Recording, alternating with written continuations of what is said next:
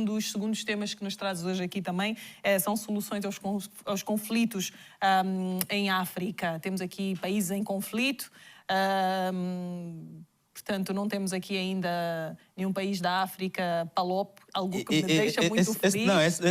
Esse mapa foi proposital. Existem. Nesse momento temos ainda Moçambique a atravessar. Sim, apesar de já não ser um assunto tão pontual, não é? Não se fala muito, mas a verdade é que a guerra em Moçambique continua, ali em Cabo Delgado. Portanto, mas sim, vamos falar e tentar perceber porquê estes países, Joaquim. Exatamente. Nesse momento, o tema é interessante porque, mais do que falarmos das guerras na Europa, também falamos das guerras em África. Temos, mas bem antigas, não é? Exatamente. E neste momento existem em África, 17 países que têm conflitos, né?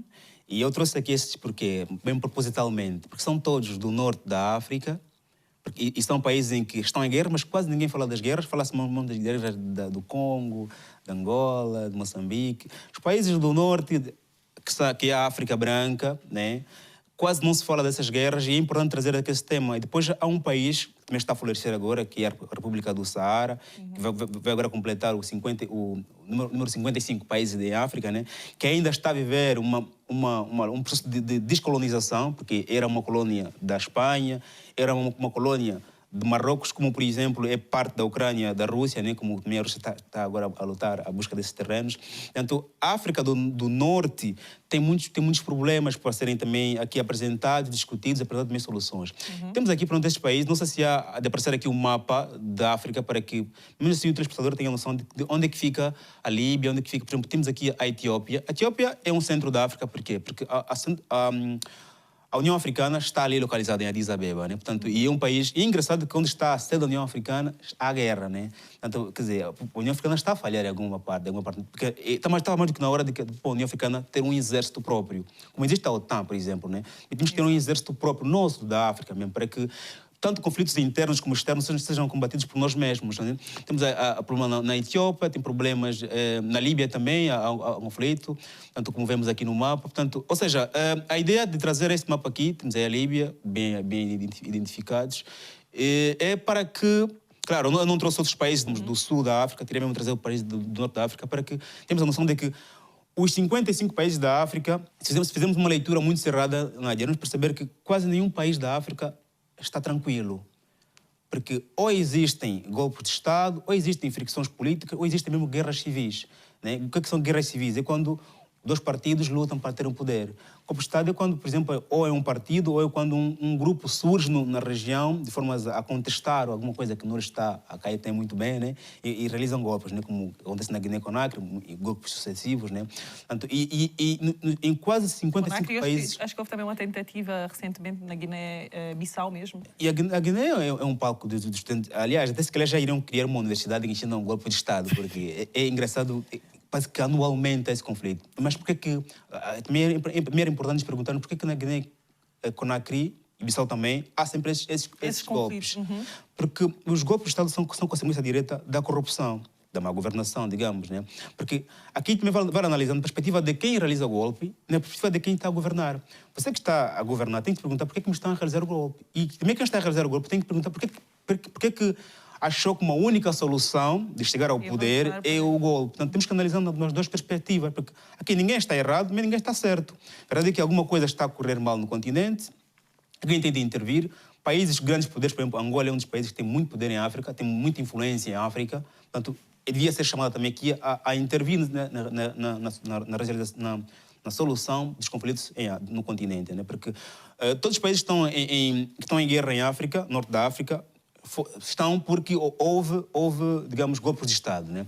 Esse gráfico aqui nos aparece demonstra claramente a pobreza como uma das causas da guerra, porque lá onde há pobreza, como costumamos dizer, né? Uma casa onde há fome, todos gritam, ninguém tem razão, todos lutam. Portanto, a pobreza é um problema grave e quando não há pobreza, os jovens vão para a rua fazer manifestações e quando as manifestações não são aceitas, os jovens reúnem-se e criam partidos, com esses partidos realizam guerras civis ou vão às eleições. Portanto, é um problema que começa muito pequeno e depois chega a grandes níveis. Mas, claramente, não podemos negar também aqui interesses externos, Nádia, porque vejamos, nós ainda temos uma política muito jovem, muito fresca.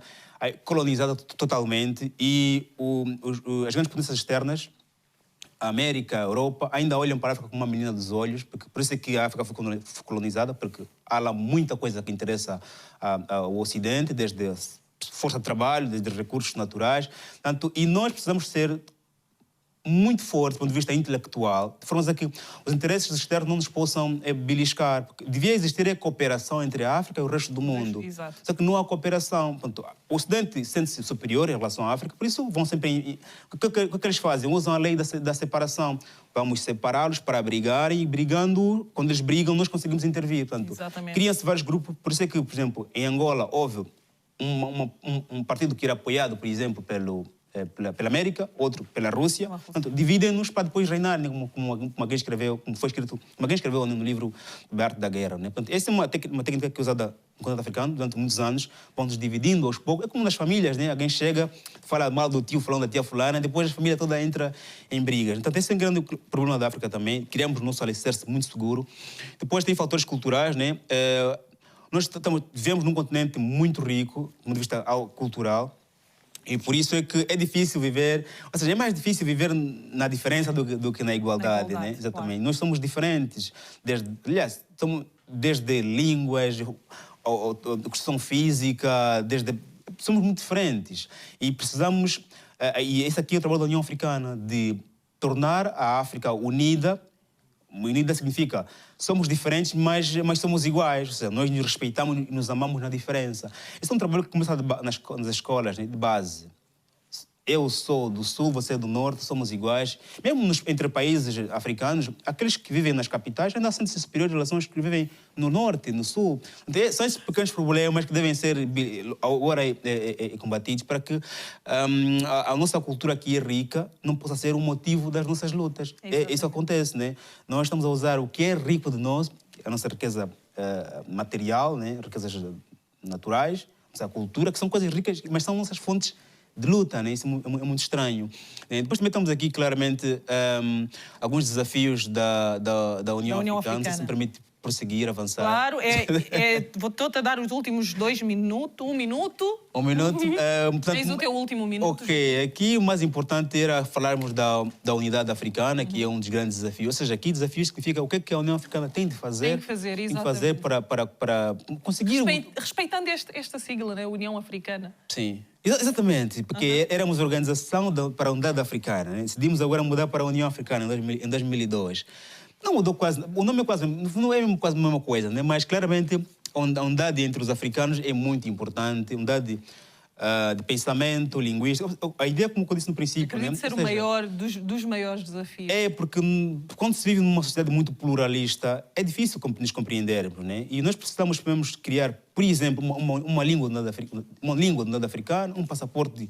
Temos que ter coisas que nos liguem, temos que ter laços, né? Exemplos não faltam, não é? A gente olha para a volta do mundo, olha para a Europa, não é? Até porque a União Africana foi mesmo criada de formas a copiar o modelo da Europa, né? E nós, África, parece que para além do tom de pele, que também não somos iguais porque tem brancos, tem negros, tem muito escuros, muito pretos em África, né? Portanto, o tom de pele não nos caracteriza, porque nós somos muito diferentes. Portanto, tinha que ter mais fundamentos que nos liguem. Podia ser uma língua africana, podia ser um passaporte igual para todos, podia ser uma moeda. É necessário que queremos alguma coisa que nos crie laços, porque as pessoas criam laços, sentem-se iguais, como têm laços correspondentes. Por isso é que nós aqui na Europa, quando eu cruzo com um negro aqui em Portugal, olho, faço ban na cabeça, porque alguma coisa me liga a ele.